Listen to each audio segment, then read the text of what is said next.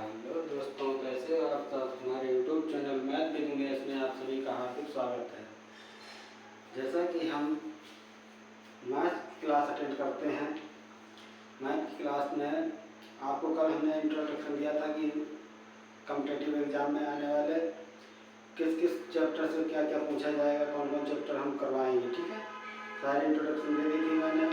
तो कल सबसे पहले बारी थी संख्या पद्धति के। संख्याओं का ही ज्ञान नहीं होगा तो हम आगे क्या समझेंगे। क्वेश्चन तो क्वेश्चन, ठीक है। तो सबसे पहले आज हम आपको चैप्टर पढ़ाएंगे संख्या पद्धति।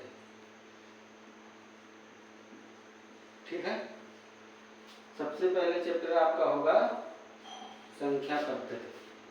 संख्या पद्धति में संख्याओं का ज्ञान होना जरूरी है। किस किस तरीके की क्या क्या संख्याएं होती हैं, सभी जानकारी आपके लिए अनिवार्य है। ठीक है, तो सबसे पहले होता है धन पूर्णांक।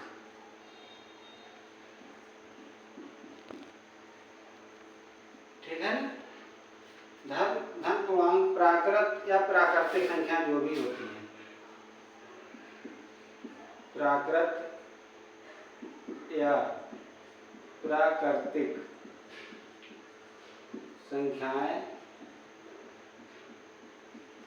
ठीक है, जो भी प्राकृत या प्राकृतिक संख्याएं होंगी, जैसे 1, 2, 3, 4 डॉट डॉट इन्फिनाइट, इन्फिनाइट मतलब अनंत तक। ठीक है, ये सभी प्राकृतिक बढ़ते हुए क्रम में जो रियल संख्या हैं उनको हम धन पूर्णांक कहेंगे। नंबर 2 पर आते हैं पूर्ण संख्याएं।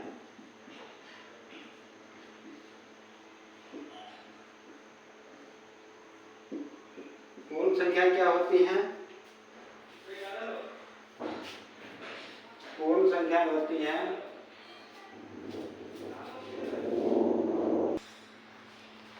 आपकी पूर्ण संख्याएं होती हैं, पूर्ण मतलब शून्य को लगाकर, शून्य सहित जो भी आपके धन पूर्णांक होंगे सहित सभी धन पूर्णांक। ठीक है, यहाँ 0 लगा लो, 1, 2, 3 ऐसे ही इन्फिनाइट तक। समझ रहे हो? एक तो धन पूर्णांक है, 1, 2, 3, 4 जो भी प्लस में जाएंगे, धन का मतलब ही जोड़ना होता है, तो जो भी प्लस में जाएंगे अनंत तक सभी धन पूर्णांक होंगे। ठीक है, इसके बाद पूर्ण संख्याएं आती है, शून्य सहित शून्य लगाकर सभी धन पूर्णांक पूर्ण हो जाते हैं। ठीक है, यहीं पर बात आएगी, जब पूर्ण है तो ये पूर्ण हो गई, ये धन हो गया। धन का ही विपरीत क्या होता है? ऋण, है ना। ऋण पूर्णांक, ऋण पूर्णांक जितने भी ऋणात्मक होंगे,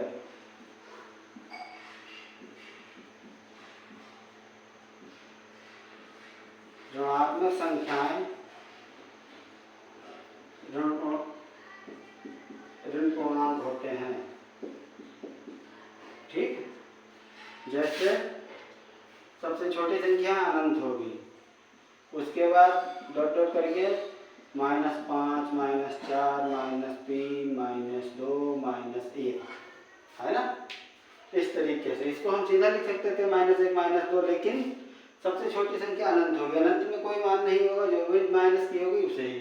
सबसे बड़ी संख्या या माइनस का 1 होगी। ठीक है, इतना क्लियर। नंबर 4 पर आपका आएगा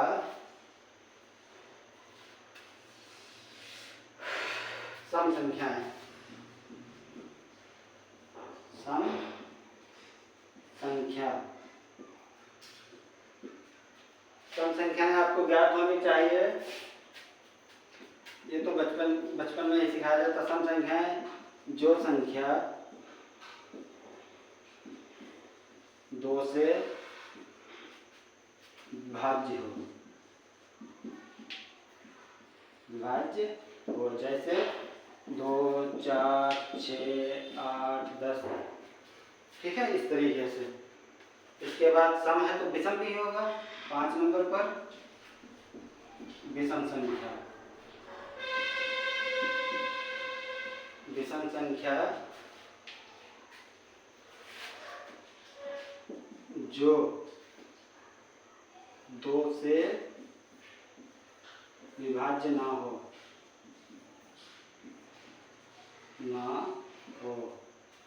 ठीक है। जैसे 3, 5, 7, 9 इस तरीके से ये हो जाएंगी विषम संख्याएं। क्लियर, समझ रहे हो? धन पूर्णांक प्राकृतिक 1 से लेकर अनंत तक जो भी धन में प्लस में होंगे सभी होंगे। पूर्ण संख्या 0 को लगा लेंगे, शून्य सहित सभी धन पूर्णांक पूर्ण संख्या होंगे। धन के बाद ऋण आएगा, ये बीच में मैंने गलत लिख दिया था, कोई बात नहीं, आप समझ लीजिएगा। ऋण पूर्णांक जो भी ऋणात्मक संख्या होंगी सब ऋण पूर्णांक होंगे। इसके बाद सम संख्या, जो संख्या 2 से विभाज्य हो, सम संख्या जो 2 से विभाज्य ना हो वो विषम संख्या। तो चलिए इसको क्लियर करते हैं, फिर बताते हैं। नंबर 5 तक हो चुका है, क्लियर हो गया है। आपको हम बताए हैं सम संख्या, विषम संख्या, धन पूर्णांक, ऋण पूर्णांक, पूर्ण संख्या, ठीक है। इसके बाद बारी आती है नंबर 6 की भाज्य संख्या।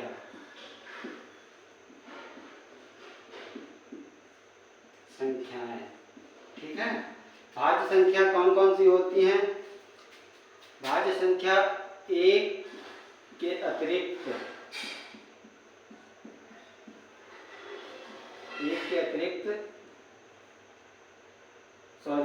1 और स्वयं के अतिरिक्त,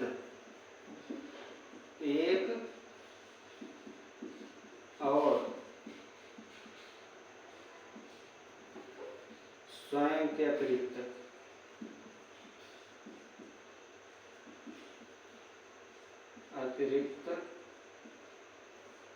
किसी अन्य संख्या से भाज्य होने पर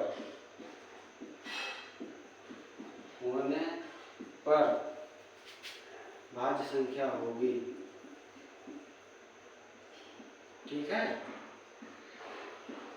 भाज्य संख्या होगी। जैसे 1 और स्वयं, यह कहा 1 और स्वयं। अब 1 से 1 भाज्य करोगे तो 1 से होगी, 2 एक तो 1 से होगी और दूसरी 2 से हो जाएगी, 3 खुद से भी और 1 से भी। इसलिए ये 3 संख्याओं को छोड़कर 4, 6, 8, 9, 10, 12, 14, 15, देखो 2, ये 2 से भाज्य है, 1 के अतिरिक्त 2 से और खुद से भी है। ये 3 और 2 से है, ये 4 से भाज्य, 2 से भाज्य, 3 से भाज्य, 5 से भाज्य है ना। 1 और स्वयं के अतिरिक्त इन संख्याओं से भाज्य है, तो ये भाज्य संख्या होगी। यहीं पर इसके बाद आएगा नंबर 7 अभाज्य, है ना। अभाज्य संख्याएं, अभाज्य संख्याएं कौन कौन सी होती हैं? अभाज्य संख्याएं 1 और स्वयं के अतिरिक्त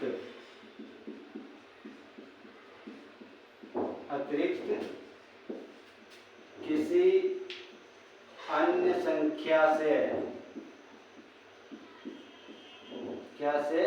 भाज्य ना हो,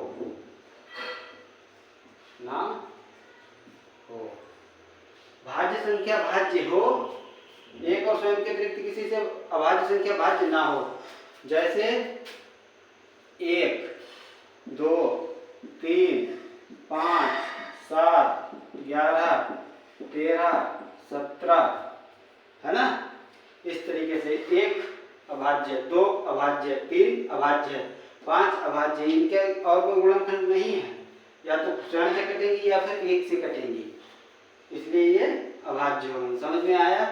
इस तरीके से समझ लो, जो स्वयं या 1 से के अलावा किसी से ना कटे वो अभाज्य संख्या है, जो 1 और स्वयं के अलावा किसी और से भी कट जाए वो भाज्य संख्या है, ठीक है। नंबर 8 पर आपका आएगा, भाज्य में चल रहे हैं तो भाज्य हो गया, अभाज्य हो गया। एक होता है सहभाज्य,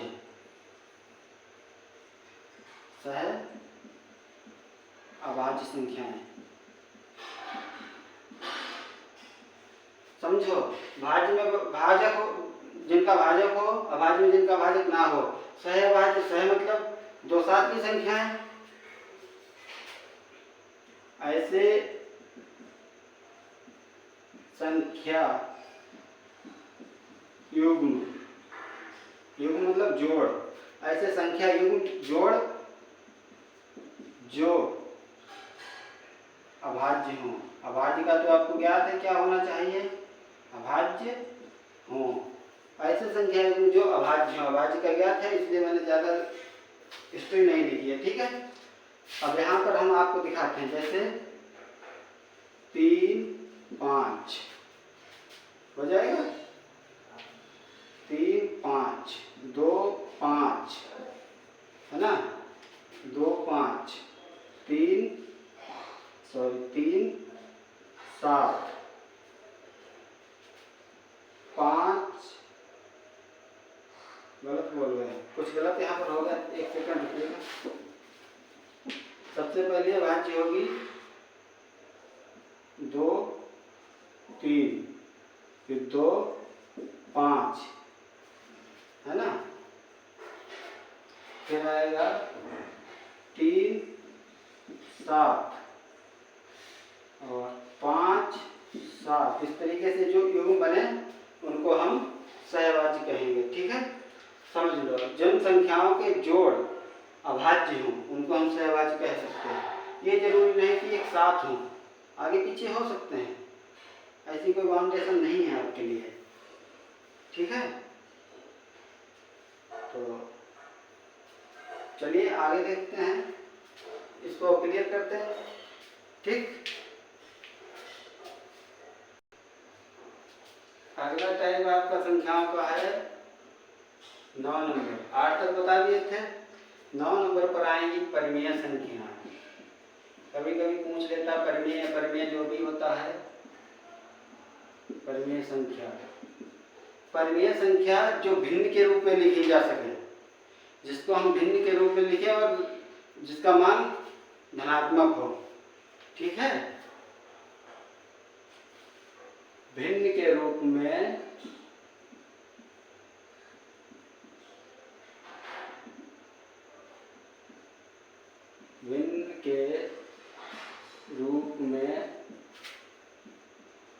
लिखी जा सकने वाली, ठीक। जैसे 5 7 22/7 9/7 या 7 इस तरीके से ये हो जाएगा 7/9। इस तरीके से इसको 5/1 लिख सकते हैं, 5/2 लिख सकते हैं, 7/1 लिख सकते हैं। इस तरीके से ये सभी परिमेय संख्याएं होगी। नंबर 10 पर अपरिमेय,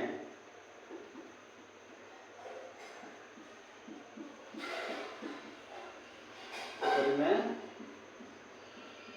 संख्या, परिमेय संख्या जो भिन्न के रूप में, अगर ये भिन्न के रूप में लिखी जाएगी, यहाँ आ लग गया है तो अपरिमेय हो गए, मतलब जो भिन्न के रूप में ना लिखी जा सके। जो संख्या भिन्न के रूप में ना लिखी जा सके, जैसे √2 √3 इस तरीके से, या -√2 √3 इस तरीके से। बहुत सी संख्याएं होती है जो रूट में लिखी जाएंगी जिनका मान क्लियर नहीं, यहाँ √4 होता उसका मान 2 आ जाता है, उसको हम भिन्न में लिख सकते हैं, लेकिन इनको नहीं लिख सकते हैं। क्लियर। इसके बाद एक बचा है वास्तविक संख्या। वास्तविक संख्या, वास्तविक का मतलब रियल संख्या, रियल संख्या को परिमेय अपरिमेय दोनों ही, कोई भी संख्या वास्तविक ही होगी जो संख्या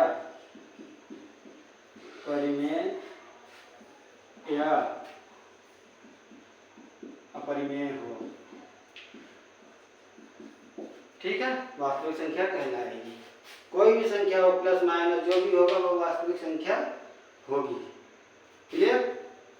हम आपको संख्याओं की सभी परिभाषाएं सिखा दी हैं, किस तरीके कितने तरीके की संख्याएं होती हैं। इनको याद रखिएगा। कौन सी संख्या, जैसे धन पूर्णांक क्या होता है, ऋण पूर्णांक क्या होता है, पूर्णभाज्य क्या होता है, सहभाज्य क्या होता है, ये सब याद रखिएगा, ठीक है। चलिए आगे देखते हैं, आगे समझाते हैं। चलिए हम एक बार फिर से सभी संख्याओं का रिवीजन करवा देते हैं, ठीक है। संख्या पद्धति में एक होती है धन पूर्णांक। धन पूर्णांक वह होता है जो धनात्मक हो, 1 2 3 4 5 6 7 8 9 10 इंफिनिट तक, ठीक है। धनात्मक को धन पूर्णांक कहेंगे।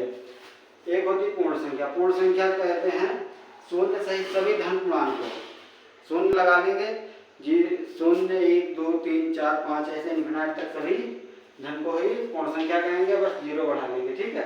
ऋण पूर्णांक, ऋण का मतलब ही माइनस होता है, जहाँ ऋणात्मक मान हो, जैसे -1 -2 -3 -4 -5 माइनस इंफिनिट तक, ठीक। ये हो गया ऋण पूर्णांक। अब होती सम संख्या। सम संख्या वह होती है जो 2 से विभाज्य हो। 2 4 6 8 10 12 14 16 18 20 22 24 26 इस तरीके से सम संख्या हो गए। दूसरा होता है विषम संख्या। विषम संख्या को जो 2 से विभाज्य ना हो, जैसे 1 3 5 7 9 11 13 इस तरीके से ये विषम संख्याएं हो गई। सम का मतलब जोड़ होता है, जोड़ में आने वाली संख्या को सम कहेंगे, ना जोड़ में आने वाली को विषम कहेंगे, जैसे 1 3 5 7 9 इस तरीके से, ठीक है। भाज्य संख्या। भाज्य संख्या की परिभाषा, जो संख्या एक और स्वयं के अतिरिक्त किसी और से भाज्य हो उसको हम भाज्य संख्या कहेंगे। सबसे छोटी भाज्य संख्या 4 है, ठीक है। अभाज्य संख्या जो एक और स्वयं के अतिरिक्त किसी और से भाज्य ना हो, जो एक और स्वयं के अतिरिक्त किसी और से भाज्य ना हो उसको हम, और सबसे छोटी अभाज्य संख्या 2 है। सबसे छोटी अभाज्य संख्या 2 है, 1 नहीं आती है, 2 आती है, ठीक है। इसके बाद होता है सहभाज्य। ऐसे युग्म जो अभाज्य हों उनको हम सहभाज्य कहते हैं, जैसे 3 5 5 7 7 11 9 तो भाज्य है। इस तरीके से जो भी बनेंगे उनको हम 13 17 11 13 इस तरीके से सहभाज्य हो जाएंगे, ठीक है। समझ रहे हो? परिमेय संख्या। परिमेय संख्या जिसको हम भिन्न के रूप में लिखें और मान आए, कुछ ना कुछ धनात्मक मान आए, ठीक। और अपरिमेय संख्या कहते हैं अपरिमेय संख्या जो भिन्न के रूप में ना लिखी जा सके, जैसे